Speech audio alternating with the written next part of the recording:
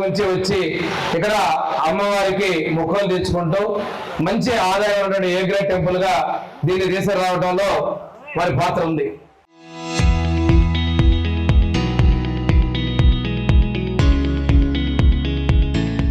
ఇక్కడ వచ్చేస్తే నేను బాబుకి గ్రామం పెద్దలందరికీ కూడా ఒకటే చెప్పేది, ఆదివారం రోజు ట్రాఫిక్ సమస్య, దానికోసం పోలీసులు కూడా నేను సండే వస్తే ట్రాఫిక్ కంజెషన్ గురించి కూడా పోలీసు అంతా కూడా రివ్యూ చేస్తా ఉండడం జరుగుతూ ఉంది.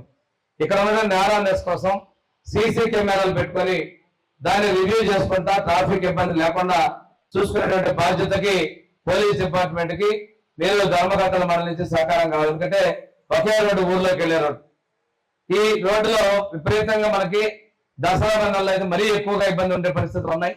ఆ ట్రాఫిక్ కి మనం కంజెషన్ తగ్గించే విధంగా భక్తులకి ఇప్పుడు మహిళల కోసం బట్టలు మార్చుకోవడానికి టాయిలెట్స్ అదే మనం ప్రత్యేకంగా ఏర్పాటు చేస్తున్నాం. వాటర్ కూడా సపరేట్ వాటర్ ట్యాంక్ పెట్టేసి నీళ్లు కూడా ఇక్కడ అందే విధంగా చర్యలు తీసుకుంటున్నాం. మన ప్రభుత్వం వచ్చిన తర్వాత విధంగా దేవాలయ పునర్నిర్మాణాలకి విపరీతంగా నిధులు ఇవ్వడం జరిగింది. మన నియోజకవర్గంలోనే సుమారుగా మనకి 10 కోట్ల పైన మననే దేవాదాయ శాఖ మంత్రి ఆనవ రామనారాయణ రెడ్డి గారు చాలా దేవాలయాలకి నిధులు మంజూరు చేయడం జరిగింది. ఈ రోజు ఇందాక సత్య గారు చెప్పినటువంటి సంగమేశ్వరం గుడికి, అదేవిధంగా మరిపూడిలో ఉన్నటువంటి రుద్రగిరి లక్ష్మీ నరసింహ దేవస్థానానికి కూడా మనం పునర్నిర్మాణానికి నిధులు ఇవ్వడం జరిగింది. చుట్టుపక్కల పొన్నలూరు మండలం అదేవిధంగా జలుగుమల్లి టంగుటూరు మండలాల్లో ఎక్కువ మంది రావడం జరిగింది. మిగిలినటువంటి చిన్న చిన్న ఎస్సీ బీసీ కాలనీలో కూడా మనకి ఏదైతే ఉందో ఆ దేవాలయాల్లో రామభజన మందిర నిర్మాణాలను కూడా ఇతోరికంగా ప్రభుత్వం నిధులు మంజూరు చేసేందుకు సిద్ధంగా ఉంది. మనకి త్వరలోనే ఒక 20 దేవాలయాలు కూడా మంజూరు చేసేదానికి దేవాదాయ శాఖ ప్రతిపాదనలు ఉన్నాయని కూడా తెలియజేస్తున్నాం.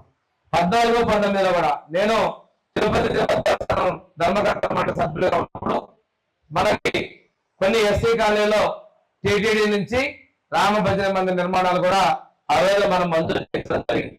ఇక్కడ ఇంకో విషయం ఏంటంటే ఈ రోజు మనం చూస్తున్నాం దేవాలయాల్లో ఆ రోజు మనకున్నటువంటి పవిత్రతను కూడా దెబ్బ చూసే పరిస్థితులు కనిపిస్తా ఉన్నాయి.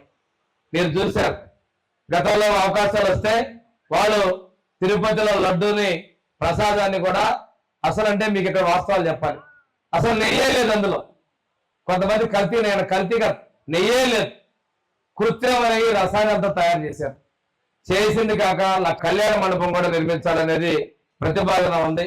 అది త్వరగా మనం పూర్తి చేసే విధంగా కొత్త ధర్మకర్తల మండలి దానికి బాధ్యత తీసుకోవాలని సూచిస్తా ఉన్నాం. ఈ టెంపుల్ నిర్మాణానికి కూడా 2014, 19లో ఆ రోజు ముఖ్యమంత్రిగా చంద్రబాబు నాయుడు గారు ఉన్నప్పుడు ఆ రోజు మన గ్రామ చరిత్ర సృష్టించినోడు ఇప్పుడు ఆ చరిత్రని తిరగరాయబోతున్నాడు. అబద్ధాల గోడల్ని బద్దలు కొట్టి నిజాలను రాగా మీ ముందుంచబోతున్నాడు.